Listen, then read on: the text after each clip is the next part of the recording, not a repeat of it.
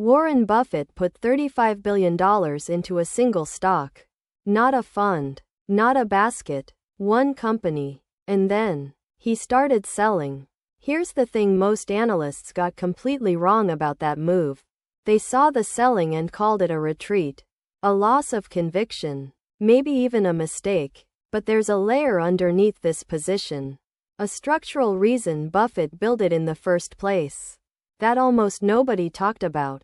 By the end of this video, you'll see exactly what he saw when he first pulled the trigger on Apple. Why the scale of that bet was unlike anything Berkshire had done in decades. And what the real signal is for your portfolio right now. Let's start with the size. Because the number alone should stop you cold. $35 billion.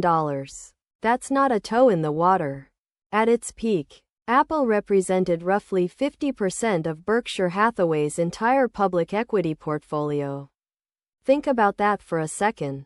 The man who built his career on diversification, on never putting too many eggs in one basket, went all in on a consumer electronics company. So what did Buffett actually see?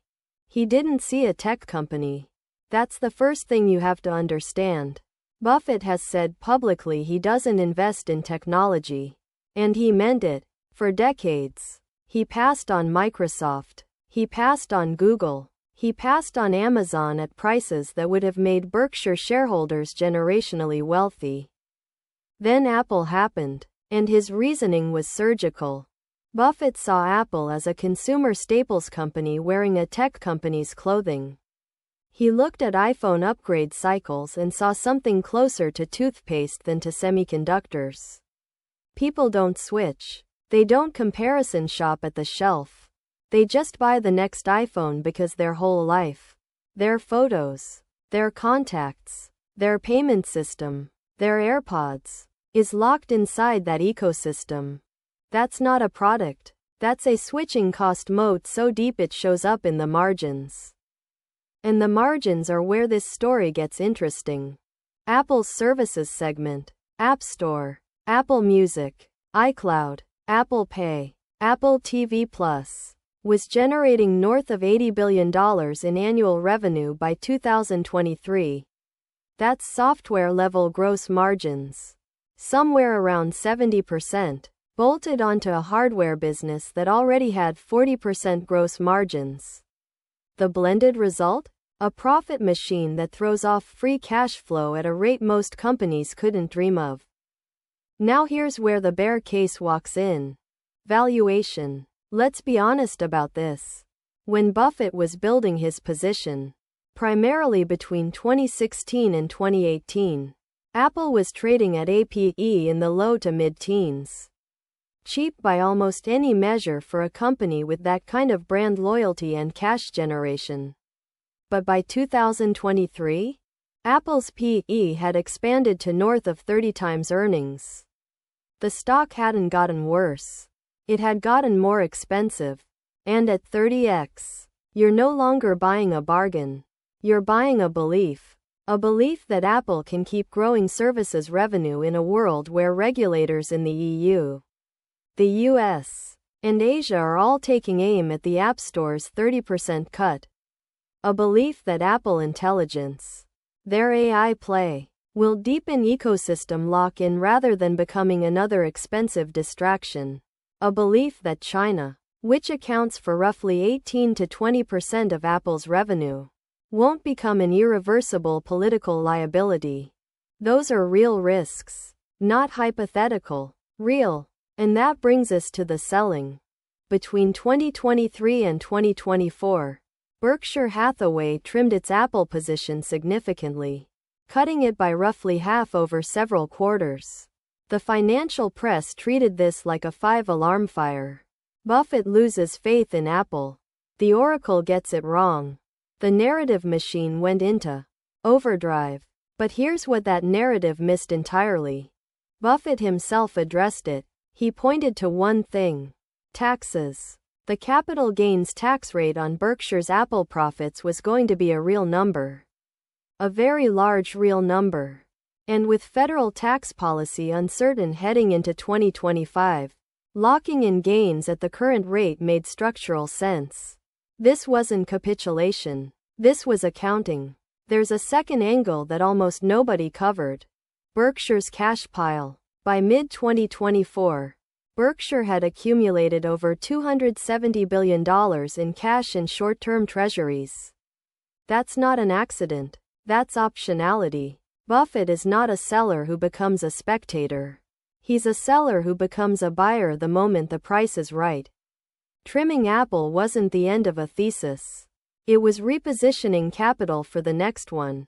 But here's what could make the entire Apple thesis unravel. And it's not the thing you're expecting. It's not regulation. It's not China. It's not even AI falling flat. It's margin compression from within. Apple is entering hardware categories. Vision Pro, the rumored smart home hub, health monitoring devices that carry dramatically lower margins than the iPhone. If the company spends the next 5 years trying to find that next iPhone in categories where the economics are fundamentally worse, services growth won't be enough to compensate. The multiple the market pays for Apple today is priced for ecosystem deepening. If that deepening stalls, if Vision Pro is the Google Glass of this decade, you've got a 30x PE stock growing at 8% annually. That's not a disaster, but it's also not what you're paying for. The street hasn't fully priced that scenario. The consensus model still assumes services carries the load. But services growth is already decelerating off its COVID-era highs. App Store regulatory pressure is real. And the next leg of growth needs a hardware category that works. That's not guaranteed.